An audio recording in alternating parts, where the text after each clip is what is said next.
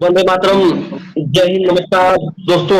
आज हमारे साथ जुड़ चुके हैं अमित यादव जी, सपा नेता, और अजय राय जी हैं, भाजपा नेता। आज एक खास मुद्दे पर चर्चा होगी। मुद्दे का नाम है बेरोजगारी। जैसा कि सभी जानते हैं कि आज हर जगह हमारे युवा साथी बड़े से बड़े डिग्रियों को लेकर के कहीं ना कहीं बेरोजगार के रूप में घूम रहे हैं। कहीं चाय बेचते हुए नजर आ रहे हैं, तो कहीं किसी के वहां मजदूरी करते हुए नजर आ रहे हैं। तो ये आज का ये डिबेट सिद्ध करेगा कि क्या वास्तव में योगी सरकार की जो ये नाकामी दिख रही है, जो ये विकास मॉडल दिख रहा है, क्या वास्तव में क्या क्या हकीकत है। तो इस पर हम बात करेंगे हमारे बड़े भाई अमित यादव जी से। अमित जी, आप बताएं कि जो ये बेरोजगारी को लेकर के जो योगी सरकार तरह तरह की योजनाएं चला रही है, क्या आपको दिख रहा है कि वास्तव में विकास हो रहा है जमीनी स्तर पे? अमित जी। जी जी। सबसे पहले मैं आप सभी लोगों को नमस्कार करता हूँ और मैं बताना चाहता हूँ आपको आज बेरोजगारी का क्या दिखा है हमारे प्रदेश में। आज रोजगार के नाम पर एक डाटा आया है, आप डाटा उठा के देख सकते हैं। रोजगार देने की बात छोड़िए, जो लोग नौकरी करते हैं तो 16.5 लाख लोगों का नौकरी जो करते थे ऑलरेडी उन्हें जबरन घर बैठा दिया गया। तो आप नौकरी देने के लिए क्या अपेक्षा कर सकते हैं? नौकरी देने के नाम पर नौजवानों को सिर्फ लाठी देने का काम करते हैं। बस किसी प्रकार से कोई नौकरी नहीं। 2 करोड़ नौकरी की बात हुई थी हर साल, लेकिन आप खुद डाटा उठा के देख सकते हैं कितने लोगों को नौकरी मिली है। जो लोग नौकरी करते हैं ऑलरेडी उन्हें नौकरी से हटा के घर बैठाने के सरकार काम करती है। सरकार के पास ना कोई विजन है, ना कोई विकास है। सरकार सिर्फ नकली मुद्दों पर आई हुई है, वो भी लोगों में, जनता में भ्रम फैलाकर। और जनता बहुत जागरूक हो चुकी और समझदार हो चुकी है। और नौजवान पूरी तरह से, जिस तरह अब लखनऊ, इलाहाबाद, बाकी जगहों पर अपने हक और अधिकार के लिए जाते हैं, तो उनको उनके बदले में सिर्फ लाठी मिलती है। ना ही किसी प्रकार का कोई रोजगार है उत्तर प्रदेश, ना ही किसी प्रकार की विकास है। ये सिर्फ विकास और रोजगार के नाम पर प्रोपोगेंडा फैलाते हैं। बाकी इनके पास कोई विजन नहीं नौजवानों के लिए। नौजवान जो नौकरी करते हैं उन्हें घर बैठाने का काम करते हैं और उस पे लाठी काम करते हैं। अजय जी, जैसा कि अमित भाई ने अभी बताया, योगी सरकार की उपलब्धियों को वास्तविक रूप में जो ये बता रहे हैं कि जो सरकार युवाओं को रोजगार देने की काम नहीं बल्कि लाठी देने का काम कर रहे हैं, इस पे क्या प्रतिक्रिया रहेगी आपकी अजय जी?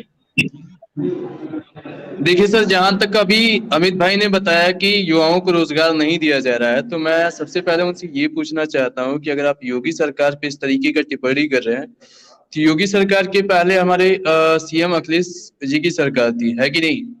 तो वहां पे भी कहीं ना कहीं बहुत बार ऐसा हुआ है कि स्टूडेंट के ऊपर लाठियां भी कई बार तो ऐसा भी हुआ है कि यहाँ तक यूपीएससी से लेकर के सिविल सर्विसेज तक के भी पेपरों में कई बार घोटालेबाजी किया गया है ना? भाई साहब, यूपीएससी वाला जो भी घोटाला था आप जांच करा सकते हो। वो एक बीजेपी का सिर्फ प्रोपोगेंडा था, बाकी वो किसी प्रकार का कोई घोटाला नहीं है। जिस आरोप को लगाकर आप पिछली बार सरकार में आए थे 2017 चुनाव, वो सिर्फ एक प्रोपोगेंडा था। आपकी सरकार, आप जांच करा कि कितने लोगों को जेल भेजे हैं या कितने लोगों पर कार्रवाई की, आप हमें बता दीजिए। सर, यूपीएससी का जो आप बता रहे हैं, आप एक चीज सोचिए कि यूपीएससी कोई छोटी मोटी पेपर नहीं होती है। अगर एक नॉर्मल सेंट्रल गवर्नमेंट में अगर यूपीएससी का पेपर लीक हो सकता है, तो उस मुद्दे पे आप फिर बेरोजगारी आप समझ सकते हैं कि कहीं ना कहीं किस तरीके की भर्तियां सपा की सरकार में हुई होगी। कई बार तो ऐसा भी हुआ था कि हमारे यहाँ जब 2017 में लगभग टीचर की जब भर्ती हुई थी, तो उस समय क्या था कि बहुत सारे ऐसे टीचरों की भी नियुक्ति हुई थी हमारे यहाँ यूपी में, जो कि जिस सब्जेक्ट की पढ़ाई ही नहीं कहीं करवाई जाती है, जिस सब्जेक्ट की पढ़ाई ही हमारे यूपी में नहीं होती है। तो ये भी क्या है, एक बहुत बड़ा मुद्दा था। अब आप 2015 के ही परीक्षा को लेकर के देख लीजिए, सुहानी वाजपेयी करके एक स्टूडेंट थी जिनका कॉपी बदल दिया गया था। वो भी एक बहुत बड़ा मुद्दा था सेंट्रल गवर्नमेंट और स्टेट गवर्नमेंट। यहाँ तो काफी घर पे लिखा जा रहा है। आप किस मुद्दे की बात करते हैं? आप डाटा उठा के देख लिए, समाजवादी पार्टी में बेरोजगारी 2.4 था, लेकिन आपके बीजेपी भाजपा सरकार में आज बेरोजगारी 4.70 पर पहुंच गया। आप क्या बात करते हैं? किस रोजगार की बात करते हैं? युवा युवा अपने हक और अधिकार की मांग करने के लिए आपसे जाता है तो आप उसे लाठी देते हो। आपका मुख्यमंत्री बोलता है ठोक, तो भाई साहब ये मुख्यमंत्री की भाषा हो सकती है? नौजवान देश के भविष्य आप होते हैं और नौजवानों को इस बर्बरता सर लाठी और दिया जाए। आप नौजवान, आपको सर मानी चाहिए भाई साहब कि कम से कम एक आप नौजवान के हक और अधिकार की बात करें। एक आप नौजवान हो के लाठी हो, जब नौजवानों पर लाठी पीटा पीटा जाता था, आप यहाँ बैठ कर कह रहे हैं कि नहीं। आप डाटा उठा लीजिए, मैं फालतू बात नहीं, मुद्दों की बात करता हूँ, मुद्दों की बात करता हूँ। आप समाजवादी पार्टी और अपने बीजेपी गवर्नमेंट की डाटा उठाए, इस सरकार में बेरोजगारी सबसे अधिक थी। आप जो बेरोजगारी दर की बात कर रहे हैं, जैसा कि आपने आंकड़े में बताया, तो आपको आंकड़ा देखना चाहिए कि आंकड़े के हिसाब से आप देखेंगे तो 2017 में यूपी के अंदर जो बेरोजगारी दर था वो 17.5% का था, जो कि एक आम इंसान नहीं मैं बोल रहा है। CMIE की रिपोर्ट के मुताबिक आप डाटा 17 गलत बता रहे हैं भाई साहब। 2.49% डाटा 2017 में था। इस समय बेरोजगारी दर की डाटा 4 प्लस है। आप देख लीजिए, जाके पता कर लीजिए अगर आपको जानकारी नहीं है तो। बेरोजगारी दर की आप डाटा बता रहे हैं, वो किस चीज के रिगार्डिंग आप बता रहे हैं? मैं उत्तर प्रदेश की बता रहा हूँ, ठीक है। उत्तर प्रदेश का तो बेरोजगारी डाटा किसी न किसी कम्युनिटी के द्वारा होगा ना, तो वही मैं पूछना चाहता हूँ कि आप ये बेरोजगारी दर आप कहाँ से देखे हैं? आप भाई, आप कुछ दिन पहले आप एबीपी का एक न्यूज चैनल है ये एबीपी, और उसके उसी पर दिखा रहा था। आप उसका हो सकते हो जाके यूट्यूब पर सर्च मार लीजिएगा, ठीक है। चैनल की बात कर रहे हैं, मैं आपसे एक स्पेशली क्वेश्चन पूछना चाहता हूँ। युवा होने के नाते आप भी पढ़े लिखे होंगे। भारत जी के जी। अंदर जितने भी स्टेट है, उस स्टेट का अगर बेरोजगारी ये दर हमारी 1 मिनट बात सुनिए ना। आप पत्रकार नहीं है, आपको जो सवाल पूछा जा रहा है आप उसका जवाब दीजिए। यहाँ उत्तर नहीं, प्रदेश में जिस तरह आप से बता युवाओं रहे को लाठी मारी है, सरकार रोजगार देने में पूरी तरह विफल है। ये सरकार पूरी तरह नौजवानों को छलने का काम किया था। नौजवानों को हर साल 2 करोड़ नौकरी देने के नाम पर ये सरकार सत्ता में आई थी, लेकिन ये सरकार जब सत्ता में आई तो नौजवानों को सिर्फ ठगने और ठोकने की बात काम करने के लिए आई है। जिस तरह से नौजवानों पर आज पिछले 1 महीने से शिक्षा मित्र वाले धरना प्रदर्शन दे रहे हैं, या नौजवान रेलवे आरबी का जिस तरह पेपर लीक हो रहा है, उस हिसाब से ये पूरी तरह नौजवान विरोधी सरकार है। ये नौजवान के हित की कभी सरकार हो ही नहीं सकती है। जिसका मुख्यमंत्री कह रहा है कि ठोको, वो नौजवानों के भविष्य में क्या जानेगा। रोजगार की बात कर रहे हैं सर, आपको क्या ये पता है कि यूपी के अंदर पिछले 5 सालों में सीएम योगी जी की जो गवर्नमेंट है उसने कितना रोजगार दिया हुआ है गवर्नमेंट को? ये तो भाई सरकार कितना दिया आप बताओ ना। हम कहते एक भी और रोजगार नहीं। आप 1 साल में 2 करोड़ रोजगार देने की बात कही थी, आपने कितना 5 साल में रोजगार दिया आप बताओ ना। अगर आप सर रोजगार दिए होते तो युवाओं को आज लखनऊ में धरना करना ना होता, आपको नहीं, नौजवानों को लाठीचार्ज करना ना होता। वही चीजें हम आपको बताने की कोशिश कर रहे हैं कि पिछले 4 सालों में 5 सालों में यूपी गवर्नमेंट ने लगभग 4 लाख से ज्यादा गवर्नमेंट जॉब को प्रोवाइड कर, जिसमें सबसे ज्यादा जो भर्तियां हुई है वो यूपी में, उत्तर प्रदेश में हुई है, उसमें भर्ती हुई है।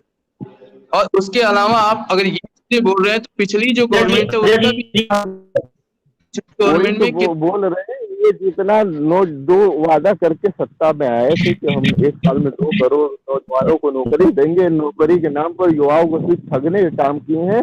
इनके पास नौजवानों के लिए कोई विजन नहीं है। ये सिर्फ नकली मुद्दों के सहारे सत्ता में आने का काम करते हैं। बाकी इनके पास नौजवानों के लिए कोई विजन तो बता दीजिए। नौजवान आज रोड पर लाठी, अगर ये आप इतना ही रोजगार दिए होते तो नौजवानों को रोड पर लाठी न खाना पड़ता। सर उसी पे मैं आपको बताने की कोशिश यूपी गवर्नमेंट ने 4 लाख से ज्यादा लोगों को रोजगार जो कि सरकारी नौकरी के तौर पे दिया हुआ है। 15 लाख निजी भाई प्राइवेट आपने लिमिटेड 1 साल में 2 करोड़ रोजगार की बात किया था। आपने 1 साल में 2 करोड़ रोजगार की बात किया। आप 4 लाख पर कहाँ फंस रहे हैं? अगर आप 4 लाख भी दिए होते तो नौजवान रोड पर नहीं निकलते। उनकी मजबूरी है कि उनको रोजगार नहीं मिला है, इसलिए वो रोड पर निकल रहे हैं अपने हक और अधिकार के लिए। जब वो अपने हक और अधिकार के लिए आपके सामने जाते तो आप उन्हें लाठी मारते हैं। और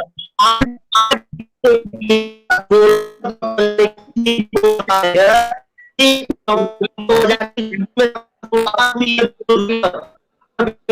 सपा पर साल में दिया पक्ष के तौर पे क्वेश्चन उठा रहे कि दिया हुआ है, लेकिन आप ये सोचिए ना कि सपा की गवर्नमेंट ने पिछले 5 सालों में कितना युवाओं को नौकरी दिया था जब वो गवर्नमेंट में थे। तो ये बताइए हमें पहले कितने लोगों को उन्होंने पांडे ने नौजवानों के लिए पुलिस की भर्ती हो चाहे जो भी भर्ती हो रोजगार दिया था, बहुत रोजगार दिया नौजवानों को। सर बहुत तो डाटा होगा ना आपके पास में कि कितना लगभग दिया होगा। हाँ, नौजवानों को 6 लाख प्लस नौकरी देने का काम समाजवादी पार्टी ने 5 सालों में किया था, लेकिन आपने 2 करोड़ के नाम पर 4 लाख की गिनती गिना रहे हैं। वो भी 4 लाख अगर आप रोजगार दिए तो नौजवानों को पहले सबसे बड़ी समस्या है रोड पर नहीं निकलते। नौजवानों को रोड पर निकलना ये सीधा आपको दर्शाता है कि आपने किसी प्रकार का कोई रोजगार नहीं किया, फिर नौजवानों को ठगने और छलने का काम किया 5 सालों में। जब अभी आप डाटा गिना रहे हैं कि नहीं हम 4 लाख नौकरी, भाई साहब जब आप नौकरी दिए होते तो नौजवान बाहर रोड पर क्यों निकालता है?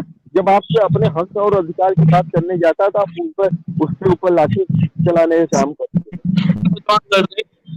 के अलावा भी बहुत सारे नौजवान वो लड़ रहे थे।